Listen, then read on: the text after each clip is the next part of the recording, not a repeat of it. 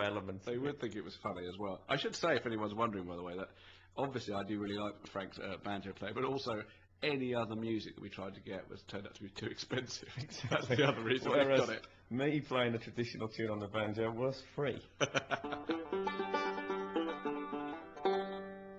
Did you read about Roberto Acuna? No. Now, so I was going to tell you about this earlier, and you changed the subject, and I thought, well, I'll tell him on air. Yeah, I wasn't embarrassed about it. No. Couldn't change it in that sense. Well, Roberto Acuna, you may know, he's a kind of veteran striker for Paraguay, and he's in trouble. He's facing a FIFA ban, and this might not be true, but it was in the paper, right? He was interviewed, and there was a female photographer called Emily Asplund, a Swedish... Emily Asplund? You know Emily Asplund? Yeah. And she's a Swedish newspaper photographer. And so she went back to her hotel, and about 3 o'clock in the morning, she gets a phone call from the Paraguayan interpreter saying, this is Roberto Acuna. Well, it's not him, but I'm interpreting what he's saying in Spanish.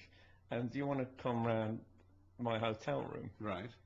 And what did Emily say? She was very upset. Was she? Well, I think she was affronted. Oh, Emily was asplunted.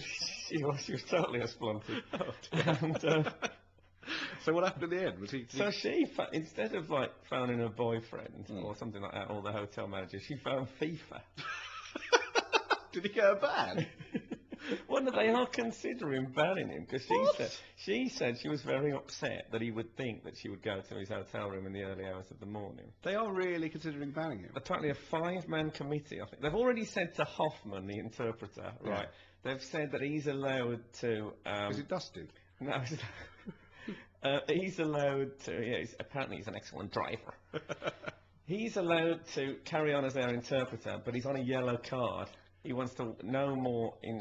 So they're blaming the interpreter as well. No, but the interpreter, he shouldn't have done it either. It's a fascinating quandary you've raised here, I think, because obviously I'd be keen for a Paraguay player to be banned for the next few games. That'd be great. But the male in me really doesn't want there to be a situation where just phoning a woman up in the middle of the night and asking her to come to your room is in some sense an offence. Well, I agree with that. So I'm torn. I don't know which way to turn with the whole quandary. But you've got to remember, we're beyond FIFA's jurisdiction.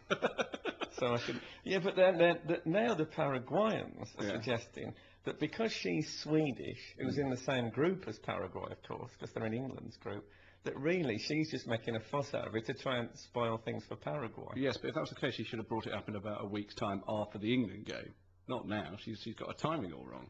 Well, you know what, William, they're very headstrong. And also, if a football player is going to get some kind of reprimand from FIFA for phoning a woman up and asking her to come to her room, then there's going to be loads of players who are surely going to get like life bans for things that they've done. For roasting. I think. Rooney doesn't really get something for going to see a very old prostitute. I would have thought that would probably be some kind of banning. I think that's all right because he didn't phone her in the early hours of the morning. Now she'd have probably been off making jam. I imagine she would. They don't actually they go to bed very early, but they're normally up very early as well. Yeah, well they're up. Yeah, it'd be no problem. So I'll tell you something else about Paraguay that you may or may not know, which is, did you know that dueling is legal in Paraguay? Did you know that? No. Dueling, the old, Renaissance art of dueling. Dueling is. Okay, sorry, I'm just explaining. Dueling is still legal. The old Renaissance art? Yes. They were just shooting each other back. Well, the whole thing, I presume, the 12 paces and the dawn and the pistols and the swords, is still legal if, rather oddly, both the duellers are blood donors, which seems to me a bit odd because really, if them being blood donors is no good, you would have thought other people would have to give them blood. No, well, I suppose if they die, you can just drain them off like black pudding. But what struck me about that is what should happen, what would help England in that case, is if, say, Frank Lampard, for example, got into some kind of issue of honour with the Paraguayan goalkeeper, could go up to him, could even hit him with one of his own gloves, for example, and then could kill him at dawn, and then they wouldn't have a keeper, and it would be legal. Well, I think if I was going to challenge one of them to a duel, I'd send Peter Crouch because he's one hell of a target in a duel. Yeah, you'd never hit him. Oh would you? man, you'd only have to turn to the side and then never hit him. That's like one of those when you have to shoot a string, to stop there. That would be. I think maybe Roberto Acuna and Emily Asplund should have a duel to decide this. That would sort it out. With perhaps a FIFA representative dressed in a kind of uniform. But the brilliant thing is, presumably, Hoffman, the interpreter, would have to hold the gun because he'd get shot. I think Hoffman's just well out of it. I feel a bit sorry. I mean, I think maybe he was a bit presumptuous, but he asked her out and she said no. That should be an end to No, it. I think it's fair enough. You're right. Poor old Roberto Acuna. But I feel sorry for Hoffman at the end of the day. He was just a messenger. You're And quite he right. shouldn't be shot even by a bloke trying to hit Peter Crouch in a duel. No, don't shoot the messenger.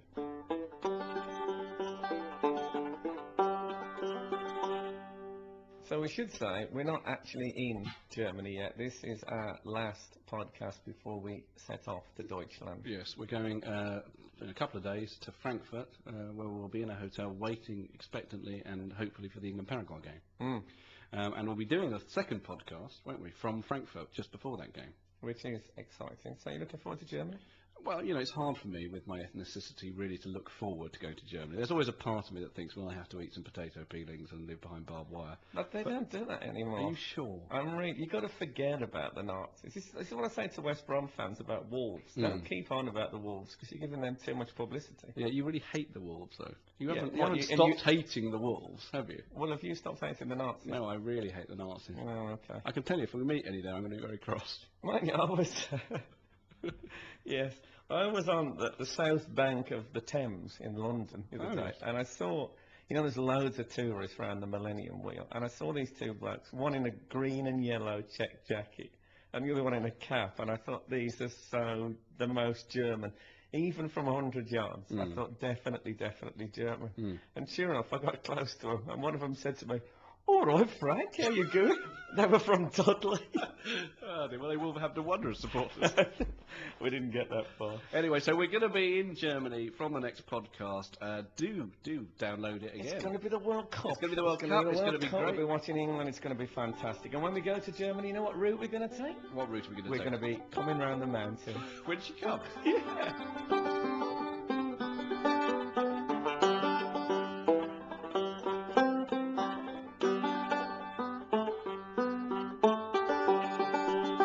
Listen to the unofficial voice of World Cup 2006, brought to you by Times Online, in association with the Dodge Calibre.